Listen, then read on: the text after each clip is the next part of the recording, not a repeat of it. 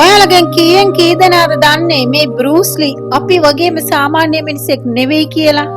ඒත් ලෝකෙම දන්නවා බෲස්ලි මේ වේගයට සැකයක් තියනවාද කියලා නොදන්න මිනිස්සුන්වත් පුදුමයටපත් කරවන.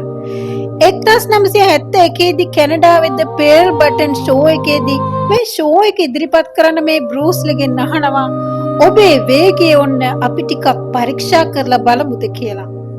ඒට මේ බෲස්ලි එකඟ වීමෙන් පසුව යම් පුද්ගලයෙක් දුන්නකුයි ඊතලයේ ඉරගෙන මේ බෲස්ලි ඉදිරියේ පෙනී සිටිනවා. මේ පුද්ගලයා තමන්ගේ දුන්නට ඊතලයේ තබා විදින විටම බෲස්ලි මේ ඊතලයේ සැන්නකින් අල්ලා ගන්නා සැටි හැමෝටම දැක බලා ගන්න පුළුවන් විය. ඒ දැකපු හැමෝම මහා පුදුමයටත් බියටත්පත් විය. ඔහුගේ අත්වල වේගය 1971 දී රූපගත කළ කැමරාවලට පවා හසු කර ගැනීමට අපහසු වූ බව කීවත් ගොඩාක් දෙනෙකුට ඒ විශ්වාස කරන්නවත් නොහැකි වූ තරම්ය.